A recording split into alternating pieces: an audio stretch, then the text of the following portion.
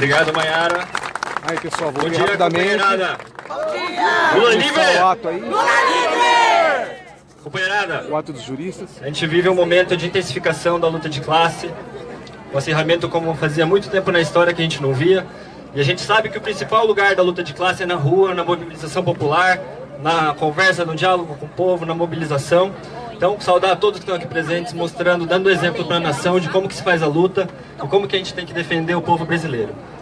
O Congresso do Povo, companheirada, está sinalizado como um momento muito importante para a gente continuar a construir esse processo de mobilização, de resistência e, mais do que se defender, sair com um projeto popular desse momento tão difícil, tão complicado, tão doloroso para todos nós. Apesar da luta ser na rua, e todos nós sabemos disso, o centro do golpe é o sistema de justiça, né? O sistema de justiça que coordenou, foi uma peça-chave nesse golpe, e chegou no momento agora delicado com a prisão do presidente Lula, e a gente precisa entender qual que é o papel do judiciário nessa luta de classe.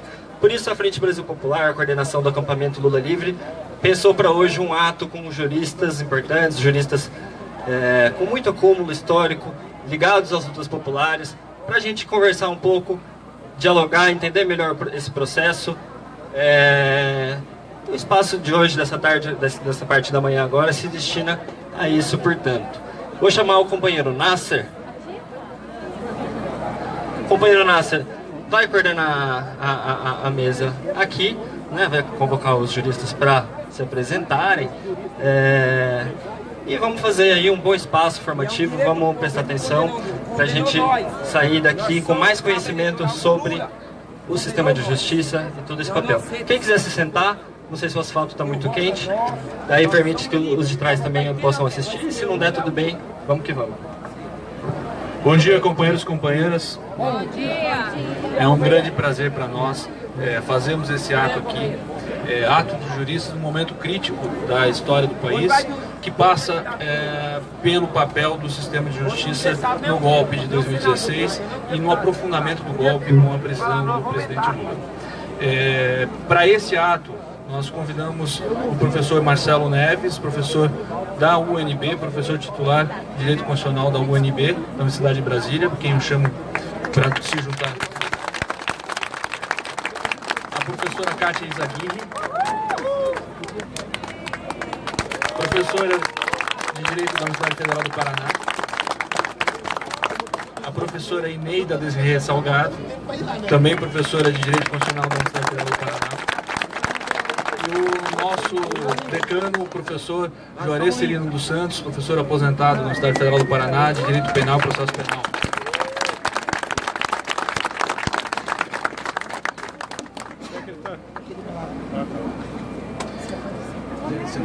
Fique à vontade. Professor, por favor. Eu vou tomar a liberdade, antes de iniciar, passar já para a palavra ao professor Marcelo Neves, de ler 2 estrofes de um poema muito antigo de Gonçalves Dias que eu acho que são bastante significativos. O poema é Canção do Tamoio, que começa assim: Não chores, meu filho, não chores, que a vida é luta renhida, viver é lutar. A vida é combate, que os fracos abate, que os fortes, os bravos, só pode exaltar. As armas ensaia, penetra na vida, pesada ou querida, viver é lutar. Se o duro combate, os fracos abate, aos fortes, aos bravos, só pode exaltar. A nossa luta é o que nos garante. Professor?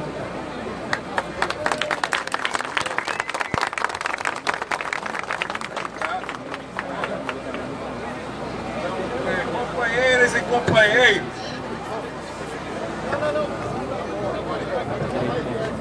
companheiras e companheiros, eu agradeço ao convite da organização desse movimento fundamental para a democracia e para a inclusão social. Eu diria que nós estamos num golpe continuado de natureza judicial, parlamentar e midiática, com base, evidentemente, no grande capital.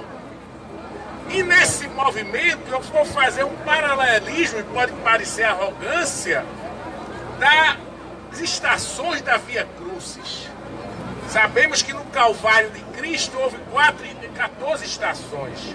E eu vou apontar aqui as 14 estações da Via Crucis de Lula e do povo brasileiro nesse golpe continuado. Primeira estação, o impeachment, que foi um golpe.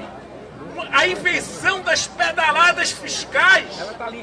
A invenção de decretos suplementares como algo que pode justificar o crime de responsabilidade não tem nenhum fundamento. Por quê? Era realizado plenamente antes.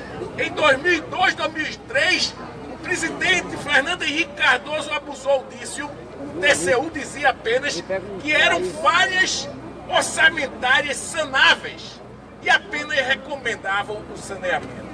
Não é toda inconstitucionalidade, toda ilegalidade que pode justificar o impeachment. Assim, se a presidente aprovasse uma lei inconstitucional com a sanção, ela teria, portanto, de ser submetida a um processo de impeachment. Não é isso. Então, houve uma deturpação do impeachment. Além disso, houve falhas formais que os nossos ministros do Supremo não tiveram coragem de enfrentar o Congresso Nacional. E qual é a falha formal principal? Expressa e literal. É que o artigo 23 da lei de impeachment não permite a condução do voto pelas lideranças, muito menos a fidelidade partidária, porque a fidelidade, no caso, os deputados e senadores são juízes atípicos e não podem se submeter à fidelidade partidária. O Teori disse, mas foram poucos que saíram disso. Não, mas muitos podem ter votado por causa dessa situação. Então, na verdade, o impeachment teria que ser anulado por erros formais, além de que, do ponto de vista do conteúdo, era absurdo. Essa é a primeira estação. A segunda estação é a condução coercitiva de Lula contra a disposição expressa do Código, do artigo 260 do Código de Processo Penal, e o professor Juarez pode falar muito melhor do que eu. Por quê? Porque só cabe a condução coercitiva quando a pessoa não aceita a intimação. Lula não foi intimado a nada. Lula não apresentava nenhuma periculosidade, nenhum perigo para a ordem pública e também para justificar qualquer medida dessa natureza. A terceira estação, a interceptação criminosa. O criminoso é Moro. O criminoso que prende o inocente. A interceptação que ele fez, ele praticou o crime do artigo 10 da lei de interceptação telefônica, que diz que quem interceptar sem autoridade judicial está praticando crime. Ele não tem autoridade judicial porque a autoridade judicial era do Supremo. Ele disse que foi um descuido. Não foi descuido porque o delegado da Polícia Federal avisou. Dilma está na gravação e ele divulgou depois. E ele justificou no dia posterior. Portanto, a interceptação caracterizou o crime. Alguns disseram, o juiz federal que eu debati, não, mas é uma sentença ou decisão judicial, não há crime. Ah, se você instrumentaliza a sentença para fins criminosos, você está praticando crime. Então, não dá para dizer que Lula é o criminoso e o outro é o juiz. Um é o criminoso a serviço de um Estado opressor e o outro é o inocente que queria libertar o nosso povo das agruras do sofrimento e da exclusão social. A quarta estação, vinculada à terceira, é a decisão de Gilmar Mendes, que a decisão de Gilmar Mendes, ele impede que Lula seja nomeado ministro, um ato do Executivo que é um ato livre de nomeação. Gilmar Mendes, contra a conexão, que é a conexão do caso, aprova o artigo 76 do CPP, diz: se para decidir um caso precisa da prova de outro caso, aquele outro juiz tem o processo, a competência. Então caberia a Teori decidir o caso, porque a prova seria aquela outra que dá a interceptação. Mas o Gilmar eliminou a possibilidade de Lula ser ministro da Casa Civil e depois foi anulado aquele ato de Moro. Portanto, aqui nós temos a quarta estação. A quinta estação a decisão monocrática de Theori Zavascki, apenas anulando o ato, mas não encaminhando para o Conselho Nacional de Justiça, nem para o Ministério Público, o ato criminoso e disciplinarmente absurdo do juiz Moro. A sexta estação, por outro lado, é a morte de Theori Zavascki. Fiquem certos que é muito provável que não foi algo acidental, porque havia interesses também do grupo do Jucá, do Aécio, de que o Theori poderia envolvê-los. Então, essa é a sexta estação. A sétima estação, a nomeação de Alexandre Moraes. Um instrumento do golpe que se reuniu com os golpistas para ser nomeado e fazer o serviço certinho que os golpistas precisavam. A oitava estação, o que ocorre é o desmonte dos elementos de Estado Social. Nós temos instituições de Estado Social muito pobres e precárias, mas havia um desenvolvimento dessas instituições. E, com a emenda 95, a reforma trabalhista e a tentativa de reforma da Previdência, tentou-se destruir e está sendo destruído o Estado Social no Brasil. Portanto, a exclusão começa a aumentar novamente. A fome já aumentou, segundo, de 5,4 para 5,9. Lula reduziu isso a níveis baixíssimos para um país como o Brasil e agora a tendência começa a inverter. A nona estação, o processo de Moro. Primeiro, ele atuou parcialmente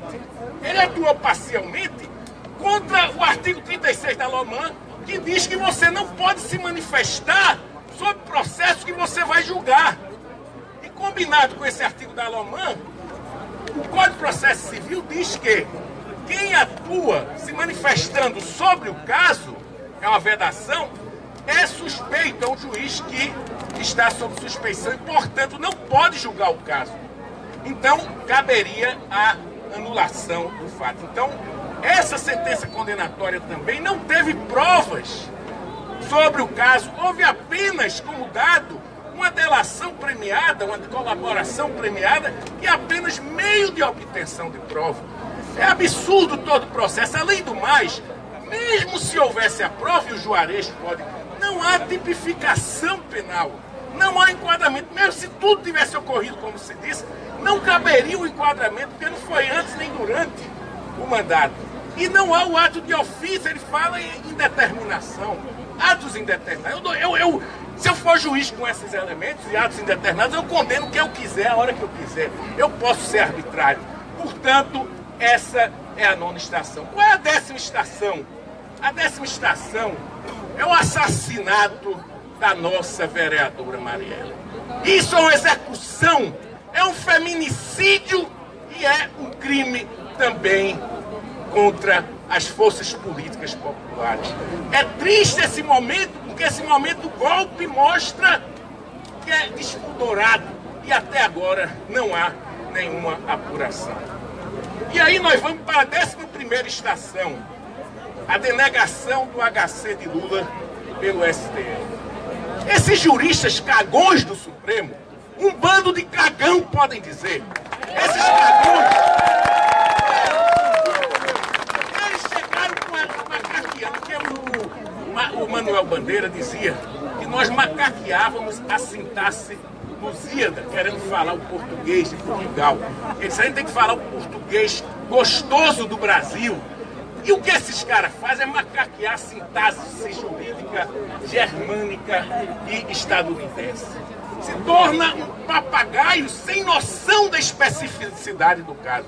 Eles levaram ao nível dos princípios como discussão de um caso difícil, na linguagem jurista do Ockham, um caso que é tipicamente fácil, porque é uma regra clara, é uma regra de defesa das garantias que diz que só cabe a culpa no caso de transitado e julgado. Então não era uma discussão, aqui dali era para ser um voto, uma sessão de 2, 3 horas, mas eles querem aparecer e assumir um papel de celebridade de novela de televisão. E por isso aquela sessão é de um realismo fantástico.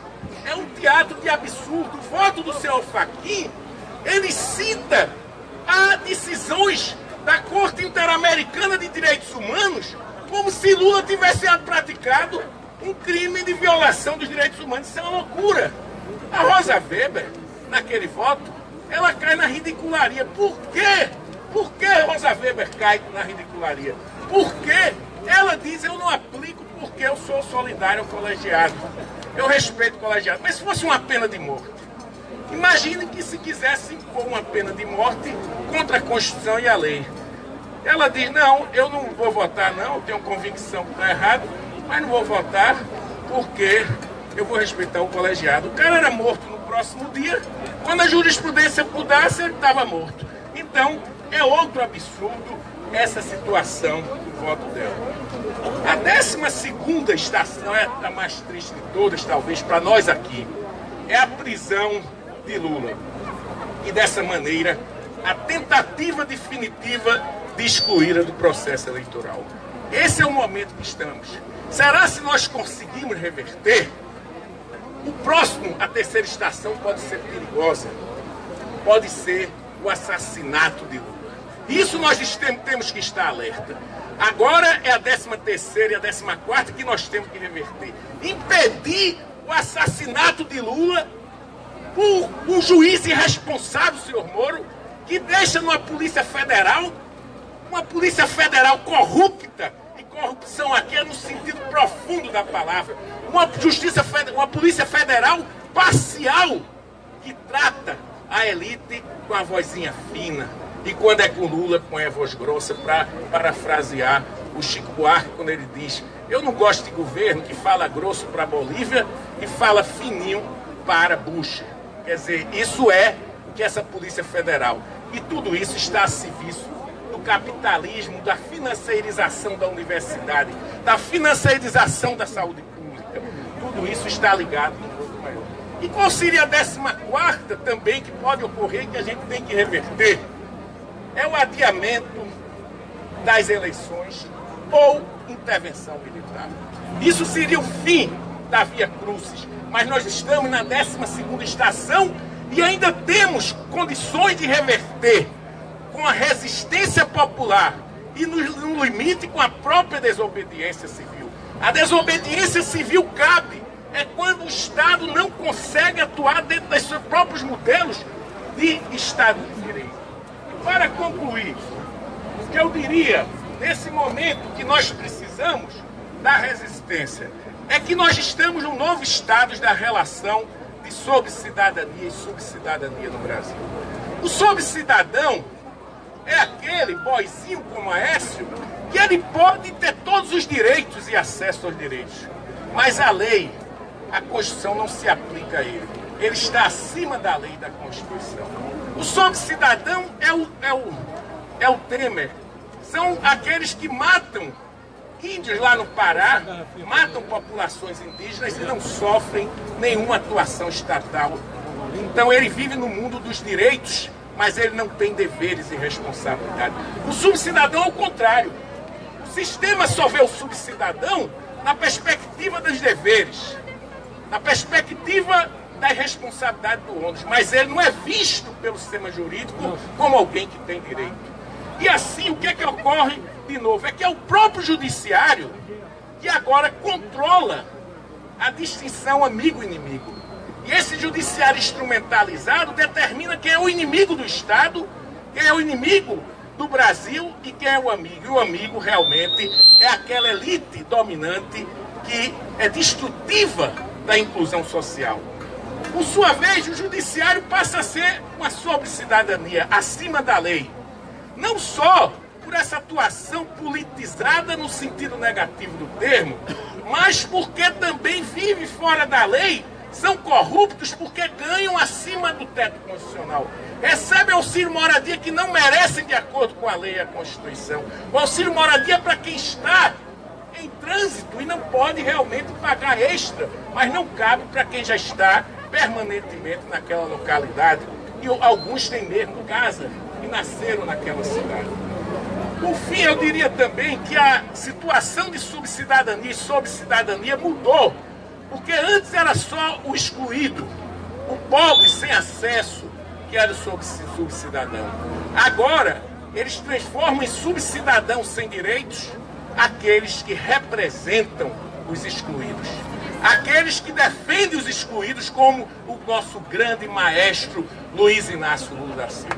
Ele agora é tratado como subcidadão que não tem direito nem de receber visita dos amigos, contra a lei e execução penal. Portanto, nesse ponto, a gente está numa fase complicada de uma passagem daquilo que eu chamei no passado de constitucionalização simbólica para a degradação constitucional. O cinismo das elites agora chegou a um limite, e esse cinismo das elites está pouco preocupado em colocar uma roupagem de aparência. Agora eles são corruptos, são canalhas, de respeito ao Estado de Direito, de respeito à Constituição, oprime o povo de forma aberta e sem nenhum pudor. É o despudor da elite dominante e dos seus instrumentos estatais. E por isso, o que é que precisamos agora? É continuar a nossa luta pela retomada. A sociedade civil e os movimentos sociais, e aqui eu vejo muito do Sem Terra, que eu admiro muito esse movimento, também a CUT, os movimentos sociais e nós também, de uma certa parte da vida universitária, profissionais liberais, todos nós nos unimos numa grande frente para combater esse momento difícil e retomar o caminho da democracia, do Estado de Direito e da inclusão social. Viva Lula! Lula livre!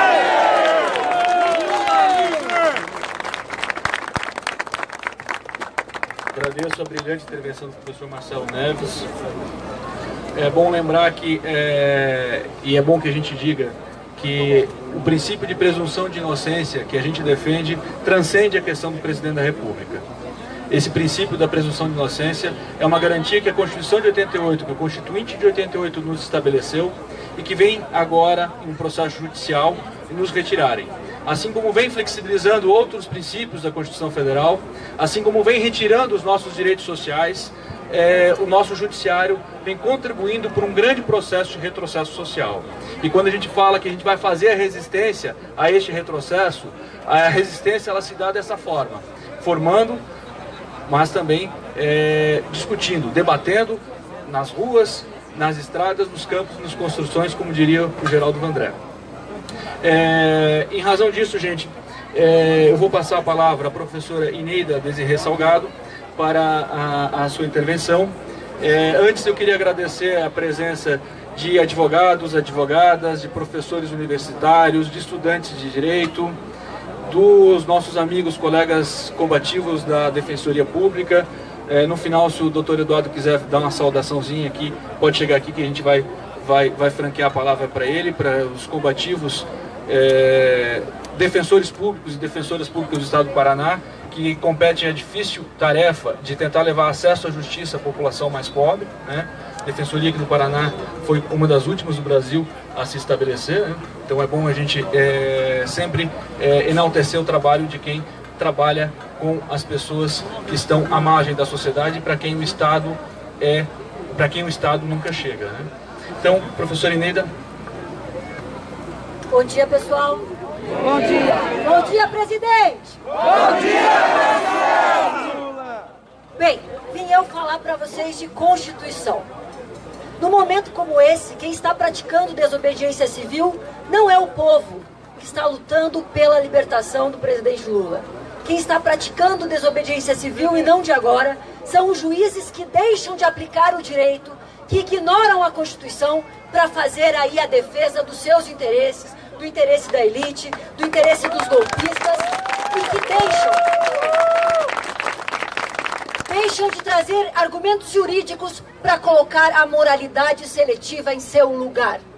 Perderam a chance de fazer uma Constituição só para a elite. A nossa Constituição, ela é esquisita, ela tem uma série de contradições, mas é uma Constituição que permite, sim, os movimentos sociais se manifestarem, construírem uma alternativa diferente de país, permite que a alternância de poder se coloque e que seja possível um governo popular que traga avanços, que traga os direitos sociais sendo consolidados. Temos culpa, nós juristas, por essa situação, por ter colocado o judiciário onde ele está hoje, porque as nossas fichas foram tiradas do poder legislativo e pensávamos que o poder judiciário, ele sim, iria ajudar a gente a concretizar os direitos sociais. Lê do engano, um poder formado principalmente pela elite, com um processo de seleção bastante excludente, mostrou que, na verdade, ele não fala com a população. Tem um e outro que fala, mas é exceção da exceção. Há tempos que eles estão esvaziando a Constituição, não é de hoje. Essa ideia de demonização da política não vem para limpar a política dos maus, vem para dizer para aqueles que conseguiram um espaço, apesar de toda a luta, que este não é o seu lugar. Olhem o que fizeram com a presidenta Dilma, com os adesivos nos carros, com o discurso misógino, dizendo: mulher, o teu lugar não é na política. Fizeram isso com Marielle, de maneira ainda mais cruel, juntando aí uma questão de gênero com uma questão de raça e classe. Pois o lugar da mulher é sim na política, é fazendo a diferença. Mulher é na luta, mulher é aqui fazendo o discurso. Mulher é lutando pela Constituição. Então não venham dizer que a gente está fazendo desobediência civil, coisa nenhuma. Quem fez desobediência civil foi o Supremo Tribunal Federal, quando rasgou o Estatuto dos Congressistas, enfraquecendo o parlamento e permitindo, portanto, que o judiciário se engrandecesse. Quem fez isso foi o Poder Judiciário, como disse o professor Marcelo Neves, não atuou de maneira a corrigir o equívoco do que eles chamam de impeachment e a gente chama de golpe. Afastaram a presidenta da República sem motivo constitucional. Mas não é só isso. Inventaram uma fidelidade partidária. E vamos falar também, professores, com o auxílio da OAB, colocaram a lei ficha limpa para afastar o trânsito em julgado e gerar inelegibilidade para quem está aí, preso por uma decisão da qual cabe recurso. Fizeram isso porque a OAB promoveu a ação para declarar a constitucionalidade. Também não estamos todos do lado da Constituição, professor. Também temos dos nossos do lado de lá, esvaziando os direitos constitucionais. E fizeram isso outras vezes, como disse o professor Marcelo, fizeram isso quando não deixaram o presidente Lula ser nomeado ministro. Mas depois deixaram o outro réu ser nomeado ministro. E aí não deixaram de novo ser nomeada ministro. É mais ou menos para onde está virado o STF que ele dá a decisão. E não bastasse, ainda começa a esvaziar as garantias de liberdade. A liberdade de expressão está sendo ofendida, a liberdade de manifestação está sendo coartada e a possibilidade de garantia constitucional plena de habeas corpus foi vista como um abuso por um ministro do Supremo Tribunal Federal. Nem em 1968 os ministros do STF tiveram coragem de falar isso do habeas corpus, pois nós estamos agora nas mãos de juízes que decidem quais direitos, quais liberdades nós podemos exercer. Não é possível o trânsito. Não é possível a execução provisória da sentença antes do trânsito em julgado. E não vou me meter nisso porque o professor Juarez vai dar uma aula para vocês sobre isso. Mas a Constituição é clara. Como diria Arnaldo César Coelho, a regra é clara. Não pode. Mas tem prisão. De fato tem prisão. Tem prisão preventiva, tem prisão provisória. Tem prisão prevista na lei. Não esta prisão sem culpa, sem formação de culpa, que na verdade é só um jeito de tirar um pouco mais da soberania popular, já tão rasgada, já tão vilipendiada, já tão decidida pela justiça eleitoral, que faz a tapetização das eleições e só deixa ganhar quem passa pelo seu critério de moralidade. Esse direito moral, esse Estado ético que se prega, nada mais é do que o Estado que exclui a decisão dos trabalhadores, que exclui a cidadania, que exclui a soberania popular. A minha luta aqui não é por desobediência civil. A minha luta aqui é pelo cumprimento da Constituição, pelo cumprimento dos direitos de liberdade, pela realização dos direitos sociais. E para isso eu vim aqui chamar vocês para continuar na luta e dizer: não passarão. Nós ficaremos enquanto a Constituição ainda nos permitir, enquanto ainda tiver espaço de luta. E de luta, vocês entendem mais do que eu. Boa sorte pra gente.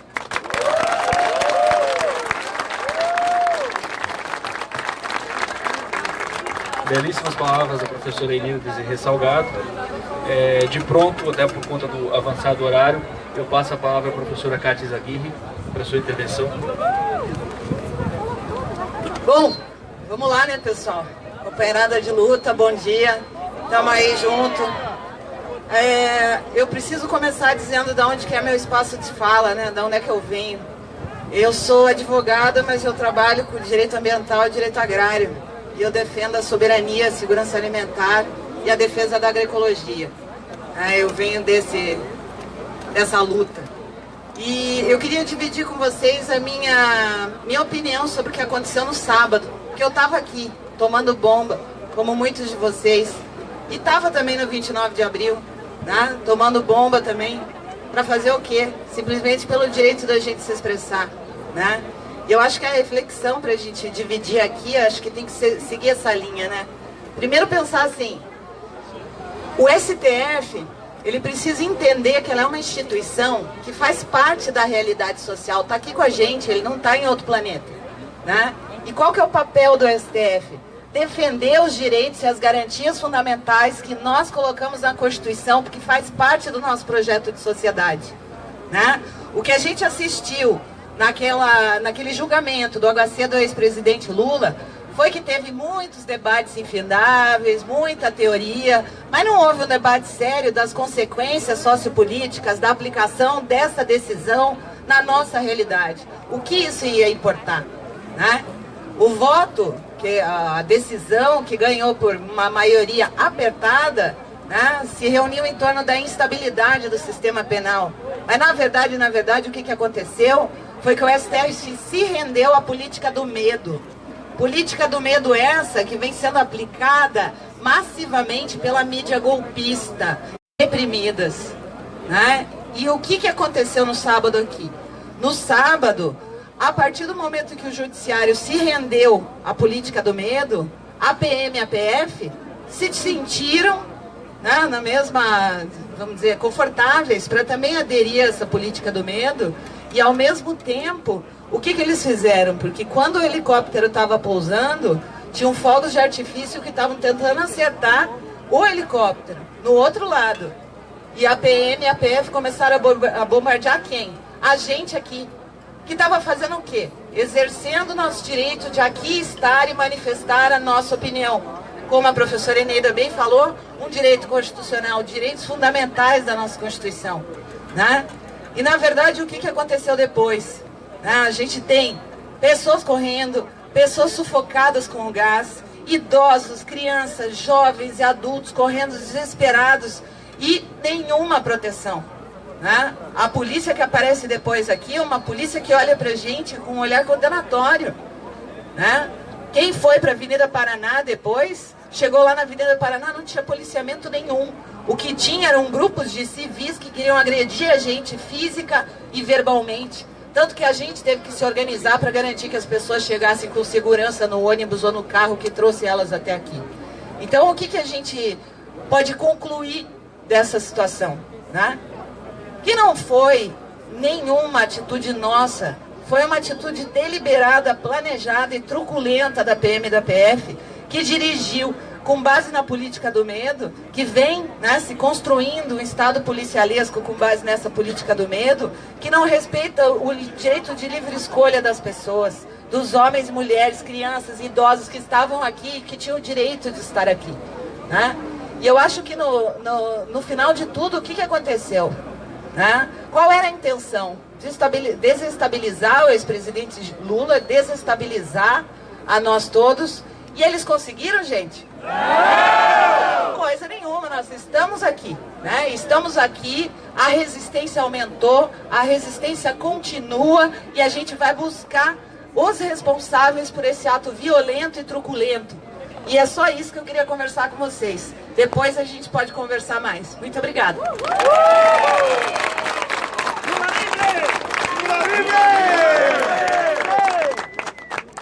Obrigado pelas belas palavras da professora Kátia.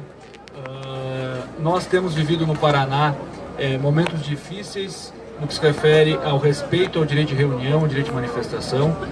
Sábado, infelizmente, não foi um episódio isolado. Há muita truculência das forças policiais em relação ao povo quando o povo vai para a rua. Mas a gente tem que entender que a nossa vida daqueles que se colocam contra as forças dominantes nunca é fácil e nunca será fácil. Se em algum momento a gente acreditar que a nossa vida ficou mais fácil, é hora de ir para a rua de novo para lutar por mais direitos e por mais avanços. Ao final de contas, esse tratamento que nos dispensam, ele é histórico. O Estado brasileiro nunca gostou do povo na rua e sempre reprimiu com violência quando o povo foi para a rua. E a gente tem que estar sempre preparado para isso. Queria agradecer também a presença do promotor de justiça, professor Jackson Zílio. É tão difícil ver um representante do Ministério Público aderindo às causas democráticas, e quando há, a gente precisa enaltecer. Quero agradecer também a presença do professor Ricardo Pazello, da doutora Clair, Joãozinho Santana, pessoal do escritório Declatra. Se não viessem, ia ter censura lá, né? Então a gente trouxe, né? Mas, para fechar esse ato, fundamentalmente, a palavra de um dos principais estudiosos do direito penal no Brasil, o professor Juarez Cirino Santos.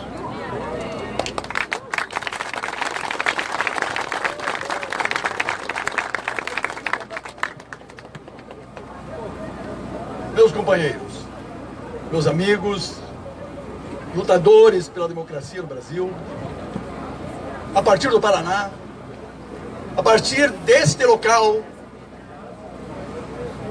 de frente à delegacia da Polícia Federal, onde se encontra o grande líder do povo brasileiro, o maior presidente da República da história do Brasil, que é o nosso querido presidente Lula. Eu falo e me sinto inteiramente à vontade nesse ambiente, porque eu falo como advogado do MST, que tem defendido os militantes do MST, os dirigentes do MST, e que me orgulha, eu sinto um grande orgulho de poder prestar esse serviço a esses grandes lutadores que são os militantes do MST.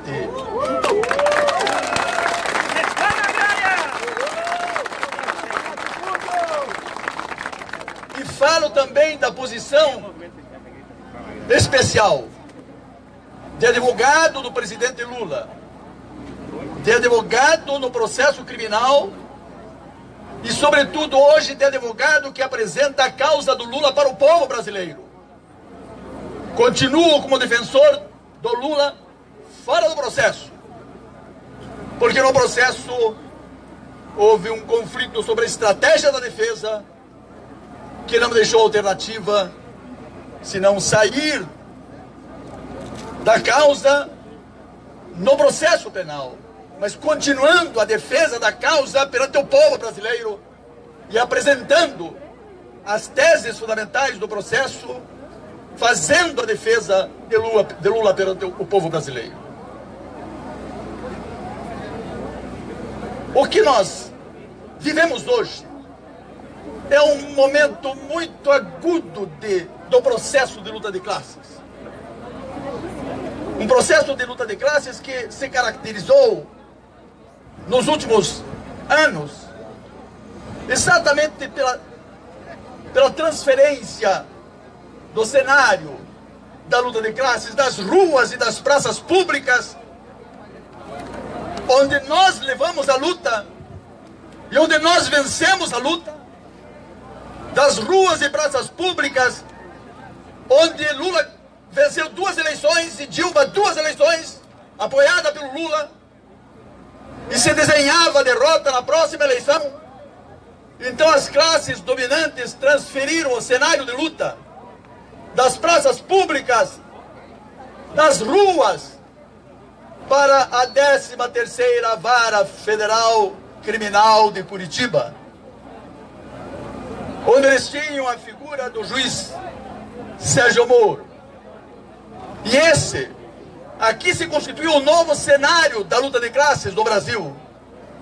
Um novo cenário caracterizado por essa conexão Lava Jato, meios de comunicação de massa, tendo por detrás as elites de poder econômico e político do Brasil, que tiraram Dilma do poder, sem, como disse o Marcelo, sem crime de responsabilidade. Mas eles não precisam de crimes de responsabilidade. Eles não precisam da legalidade.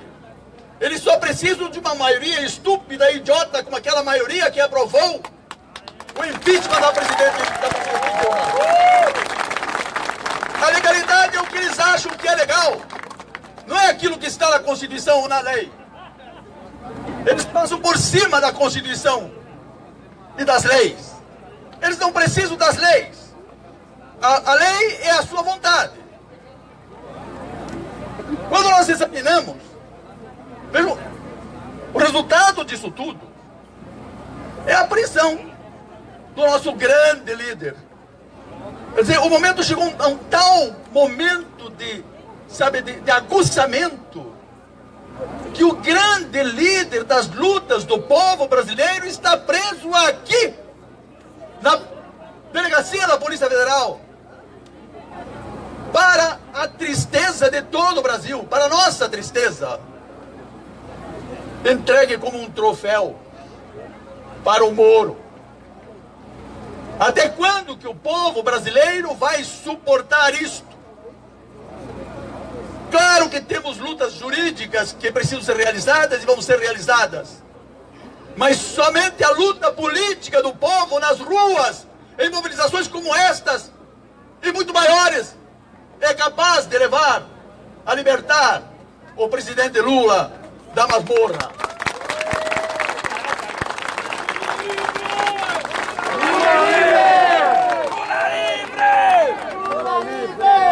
Os processos contra Lula são processos políticos. Lula é hoje um preso político. Por que são processos políticos? Porque eles tiveram sempre uma motivação política. São processos políticos disfarçados de processos criminais. Porque Lula não praticou crime nenhum. Não há prova de crime praticada por Lula. Mas eles não precisam de prova para condenar Lula. Eles precisam condenar Lula. E aí tudo passa a ser prova contra Lula. Nós estamos vivendo um momento em que os processos penais são instrumentos de luta pelo poder do Estado. Esses processos criminais são instrumentos de luta pelo poder do Estado. Através desses processos criminais, eles criaram condições para chegar por golpe ao poder do Estado. E estão no exercício do poder do Estado. Independentemente do fato de dizermos se esse poder é legítimo ou não é legítimo. Eles pouco se importam com isso. Eles sabem que o poder não é legítimo. Mas eles dizem que é, e a Rede Globo difunde isso pelo país todo. Aliás, eu não vou continuar nessa análise porque o Marcelo esgotou o que você poderia dizer aqui. Eu quero me ater um pouco sobre essa guerra. Há uma guerra contra o ex-presidente Lula com a utilização instrumental do Poder Judiciário, mas não do Poder Judiciário, de um segmento do sistema de justiça criminal. Não vamos incluir aqui todo o Poder Judiciário, porque não é todo o Poder Judiciário. Não é todo o Ministério Público. Não é toda a Polícia Federal. É um segmento da Polícia Federal, é um segmento do Ministério Público, é um segmento do Poder Judiciário, cujo grande representante é o juiz Moro. Sabe? Então, existe uma guerra contra Lula com a utilização do poder do sistema de justiça criminal, de segmentos do sistema de justiça criminal, que se corporificou nisso que nós observamos nos últimos anos, através de prisões preventivas ilegais, para acordos de delação premiada, e pessoas que prestaram delação premiada, coagidos pela tortura da prisão. Depois de 1 ano, 2 anos, mudaram inteiramente o seu discurso. E passaram a condenar Lula. Porque se não condenassem Lula, a delação premiada não valeria.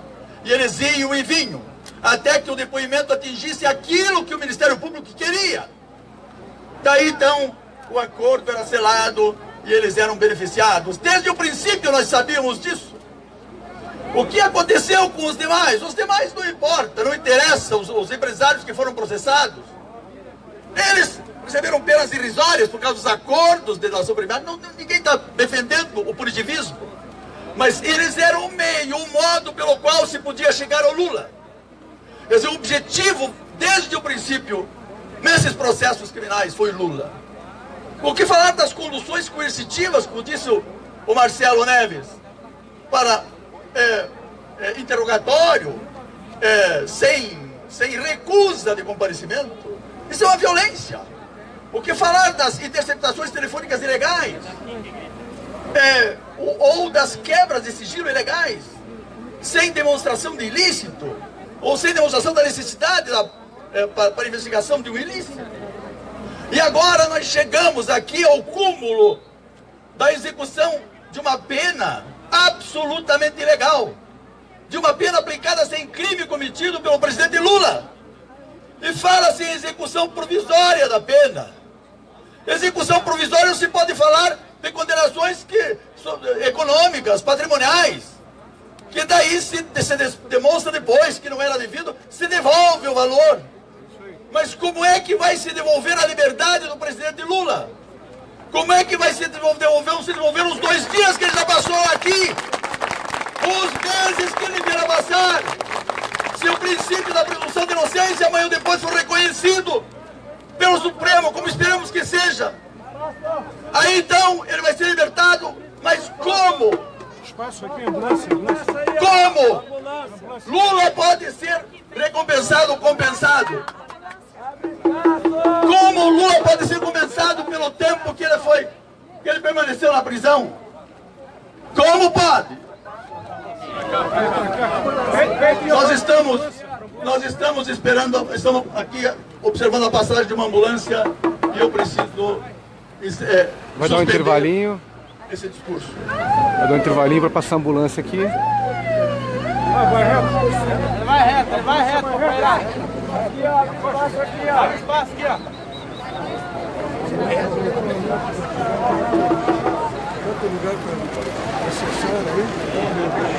Vem aqui? Vai subir. O ato que foi interrompido, o ato jurídico para a passagem da ambulância.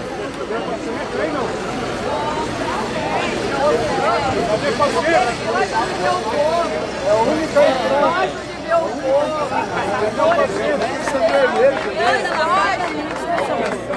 Bom, vamos voltar aqui. Não tinha nem paciente ali. Não tinha nem paciente, era só para encher o saco. Mas é verdade. Tem outra entrada. Vazia. Esse é outra entrada que a gente está incomodando.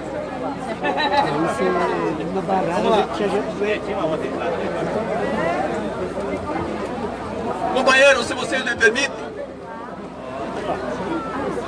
apesar do sol e dos contratempos, eu gostaria de terminar o que eu comecei a fazer.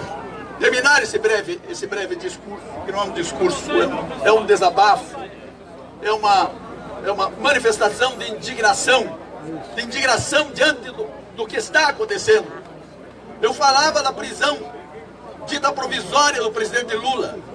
De provisória ela não tem nada. Esta prisão é definitiva, no sentido de que não é possível restituir o tempo de liberdade perdida na prisão. O ministro do Supremo chegou a falar, não, porque aqui pode pedir uma indenização. Que indenização? Pode pagar a liberdade perdida? Quer dizer, como é que pode se colocar? Se fosse em relação a um representante das elites de poder econômico e político, a atitude seria inteiramente diferente. Mas é o representante do povo. Não, mas ele pode pedir uma indenização. O objetivo não passarão. Não vão passar. É verdade. O objetivo estratégico desses processos políticos travestidos de processos criminais, promovidos pelas elites, objetivos estratégicos das elites econômicas e políticas conservadoras e fascistas do Brasil, era exatamente tentar destruir a imagem de Lula na psicologia do povo.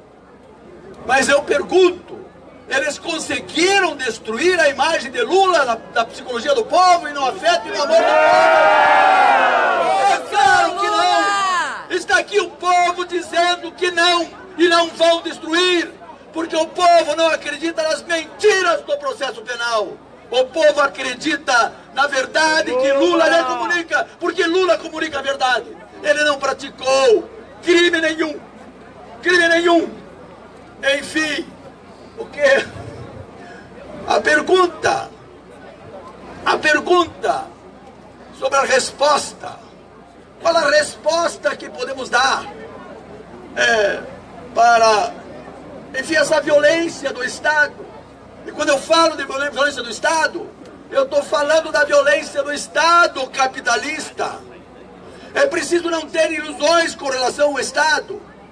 Como não ter ilusões com relação ao direito? Como não ter ilusões em relação às instituições políticas do Estado?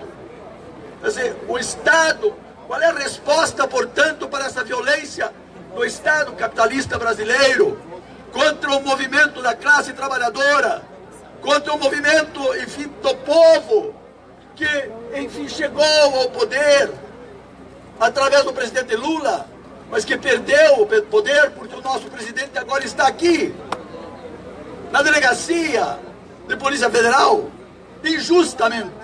A resposta é esta.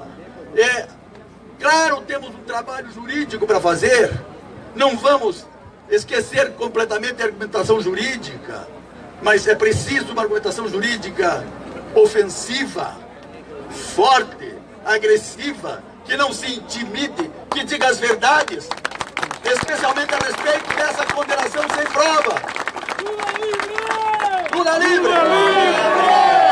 A resposta, a grande resposta é essa resposta política, do chamamento da comunidade para esse tipo de manifestação, de concentração.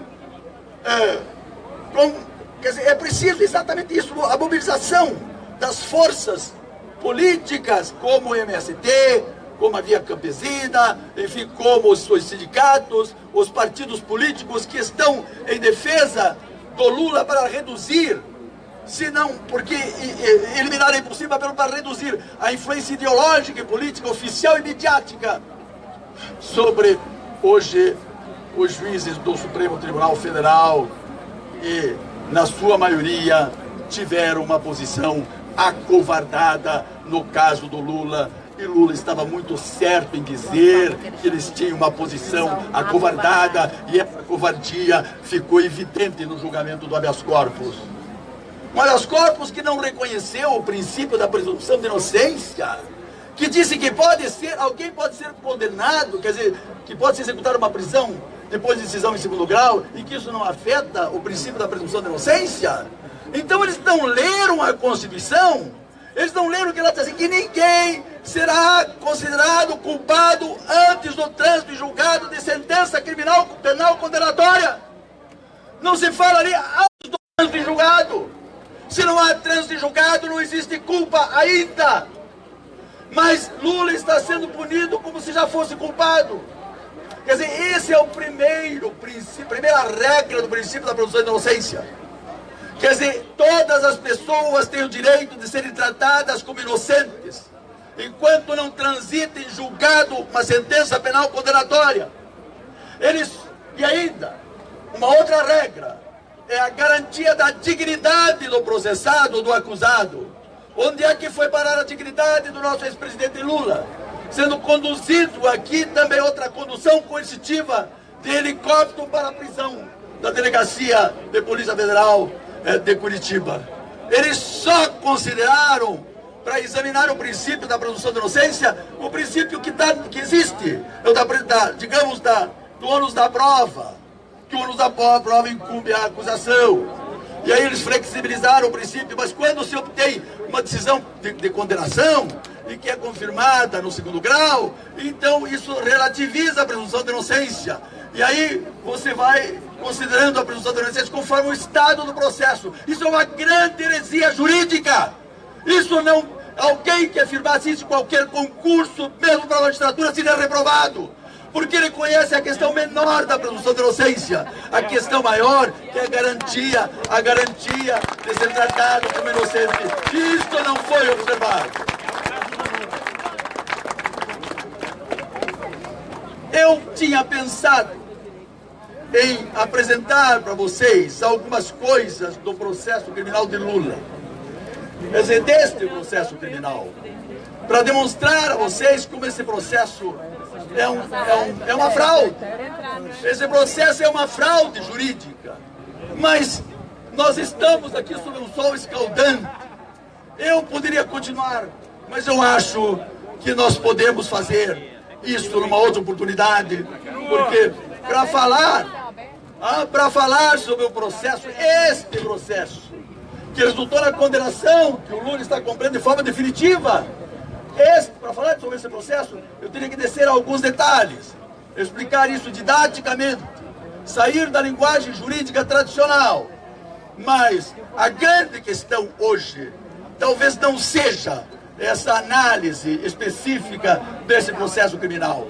A grande questão hoje é a afirmação do nosso apoio a Lula e a afirmação de que nós não vamos desistir, que nós vamos resistir enquanto Lula não for libertado. Muito obrigado. Lula livre!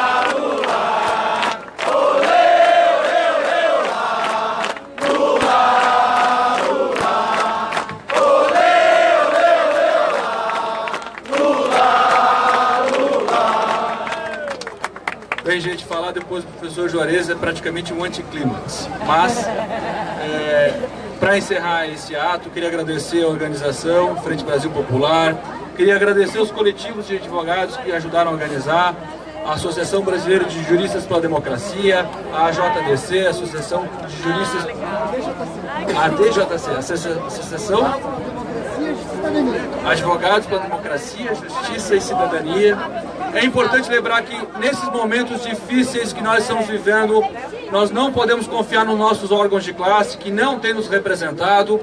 Portanto, associar-se a essas organizações que estão se construindo para a defesa da Constituição, da democracia, hoje é uma tarefa fundamental do operador, da operadora do direito. Essas associações, elas não são específicas para advogado, permitem a participação de servidores, servidoras, professores universitários, magistrados, membros do Ministério Público do Trabalho, estudantes. Certo? Queria passar para o Eduardo, tá aí? Eduardo, quer dar uma saudação? E já aproveitar que já aproveitando antes de encerrar, chamar nossa delegação de deputados estaduais de Minas Gerais, a deputada Marília Campos, deputado André Quintão, deputado Rogério Correia, deputado Paulo Guedes, deputado estadual também de por Santa Catarina, de Seu Dresch. Se quiserem fazer o uso da palavra, fique aqui aberto.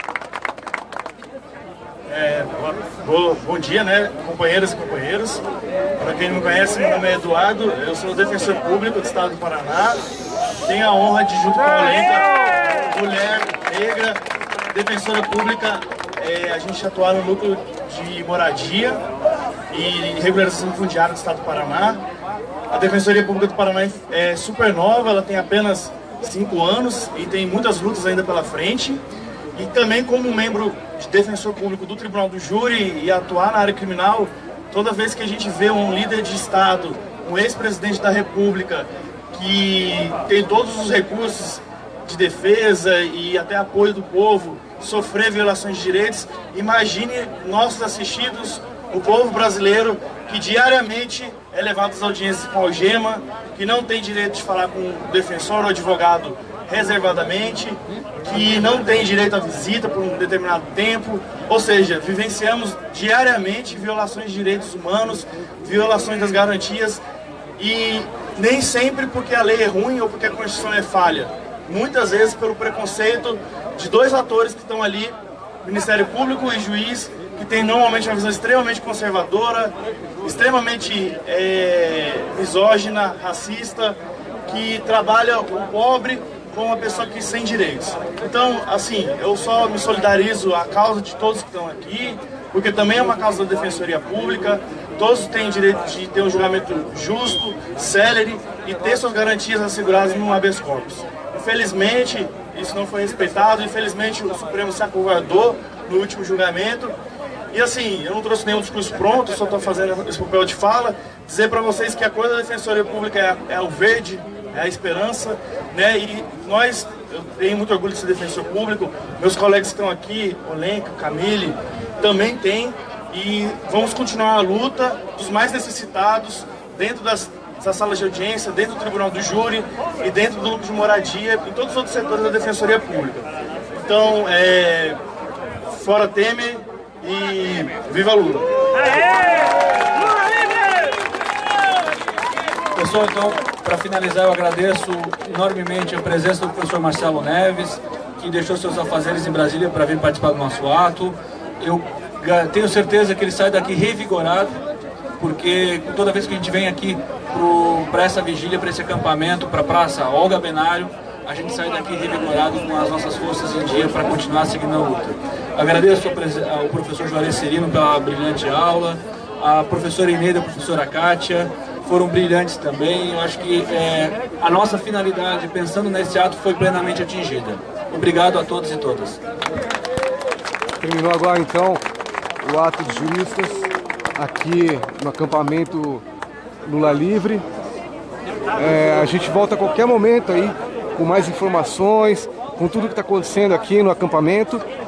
E para mais informações aí, acesse o nosso portal cut.org.br.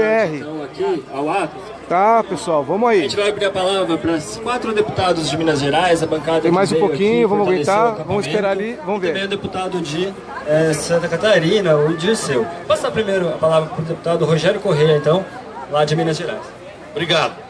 Pessoal, então, um bom dia, né, a todos e todas. Nós já estamos aqui desde manhã, já demos um bom dia vigoroso para o presidente Lula. Mas vamos dar outro, né? Vamos! Bom dia, boa tarde já? Então vamos dar uma boa tarde pro Lula? Vamos! Boa tarde, Lula! Boa tarde, Lula! Boa tarde, Lula! É bom pro Lula saber que nós estamos com ele. A ideia do Lula está só aumentando. Lá em Minas Gerais hoje, o André Quintão é nosso líder da bancada, Marília Campos, eu sou Rogério Correia, e o deputado Paulo Guedes, que veio ontem, já foi, mas nós vamos fazer um rodízio e semana que vem vamos ter outros deputados também. Então, uma delegação grande de Minas Gerais aqui, eu já vi gente de Betim, de Contagem, de Belo Horizonte, do sul de Minas tem muita gente, da Zona da Mata, norte de Minas, Governador Valadares, tem uma turma grande de Minas Gerais. E hoje em Minas, o pessoal fez uma ação de manhã lá e fizeram um trancaço em Belo Horizonte. Ocuparam todas as avenidas centrais de Belo Horizonte, foram quase 1000 militantes em Belo Horizonte fazendo uma ação em Minas Gerais. E estão preparando o ato agora das 17 horas, que vai ser também um ato bonito. Nós já tínhamos feito um no dia que o Moro mandou fazer essa injustiça e essa covardia com o presidente Lula, depois que ele saiu de São Bernardo do Campo. Nós fizemos lá também um ato muito bonito. Pessoal, agradecer aqui aos companheiros, né, que fizeram o ato jurídico. Uma coisa é muito clara para o povo brasileiro. Eles não estão fazendo justiça coisa nenhuma. Os ministros do Supremo, o que eles estão fazendo é eles se colocarem acima da lei. Quem faz a lei são os deputados, neste caso os deputados constituintes. Eles é que determinaram que uma pessoa só pode ser presa depois de transitada e julgado completamente uma sentença. Então a Carmen Lúcia não tem nada a ver dela brincar agora de ser deputada, alterar a lei e ficar lá como justiceira no Supremo Tribunal Federal ou como carcereira de alguém que ela escolhe pela ideologia conservadora que ela tem. A Constituição é absolutamente clara e está valendo contra o Lula, e muitos que já foram em segunda instância e continuam livres, inclusive em Minas Gerais, o ex-governador Eduardo Azeredo, que é tucano. Mas se é tucano, aí tem tratamento diferente. Então é óbvio que estão fazendo um tratamento de injustiça. Em Minas Gerais, vocês conhecem, mineiro não é daquele jeito não, viu? Esse é exceção, aquele Aécio Neves. Aliás, uma vaia para o Aécio Neves, que é muito responsável por isso aqui. Esse Aécio Neves, a própria Carmen Lúcia, deu um voto de Minerva para ele continuar senador. Um voto mais vergonhoso, proibindo o Supremo e a Justiça de cancelar ele no Senado, depois de pedir 2 milhões de propina, dizer que ia matar o primo, e o primo ser pego com mala de dinheiro, andando pela rua fora, pego, portanto, com a boca na botija e cheio de provas. A Polícia Federal lá agora está preocupada em saber quem jogou tinta na casa da ministra Carmen Lúcia.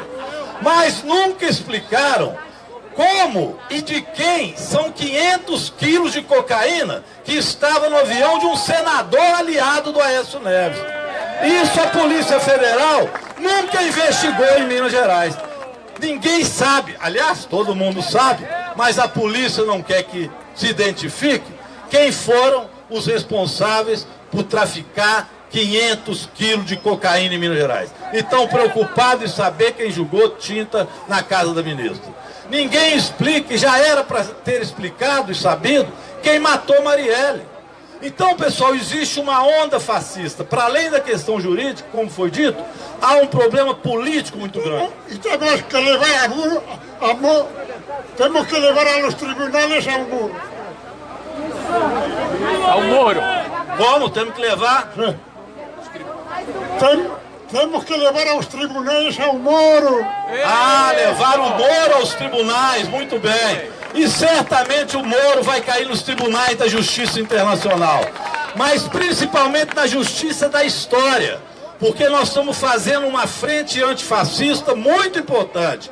Hoje de manhã nós vimos aqui o Boulos, o Jacques Wagner, hoje estamos vários deputados do PT, tivemos outro dia a Manuela, Lindbergh. Aqui está passando a resistência e a construção da frente antifascista. Por isso, pessoal, é ânimo para a luta, para se fazer justiça, para garantir as liberdades democráticas e retomar os direitos dos trabalhadores que a cada dia são subtraídos por um governo e uma camarilha que tomou conta do governo do Brasil. Fora Temer, direta já, Lula livre! Obrigado. Bom dia! Bom dia, Lula! Bom dia, companheiros, companheiras, parabéns pela caminhada, pela história. Foi muito boa a explicação aqui do jurista, este ato que precisa ser explicado para o povo. E eu tenho uma sugestão, inclusive, que a gente precisa começar fazendo caravanas e fazer isso pelo Brasil afora, conversar com o povo, porque nós estamos numa guerra de mídia também, uma grande guerra de comunicação. Infelizmente, esses grandes monopólios da comunicação brasileira, como a Rede Globo, que tem partido e são partido político, eles dão opinião política no Brasil, eles condenam pessoas sem prova, e induzem o judiciário, induzem a população brasileira ao crime. Isso é um absurdo que está acontecendo no Brasil. Então nós precisamos ir para cima. Não tem mais arrego, como diz o povo. Não tem arrego. Nós temos que ir para cima. Nós temos que continuar as caravanas que o Lula fez há poucos dias atrás pelo Brasil e agora terminou em Curitiba aqui semana passada. Nós temos que continuar essas caravanas com o Lula, ou neste momento sem Lula, dialogando com o povo brasileiro e divulgando esta injustiça, este crime que este juiz Moro um dia vai pagar por isso.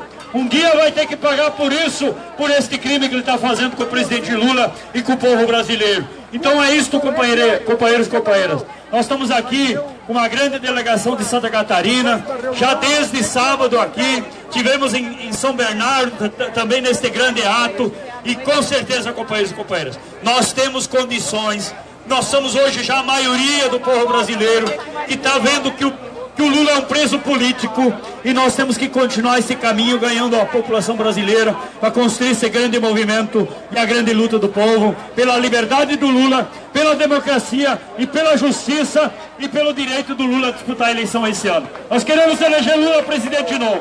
Grande abraço.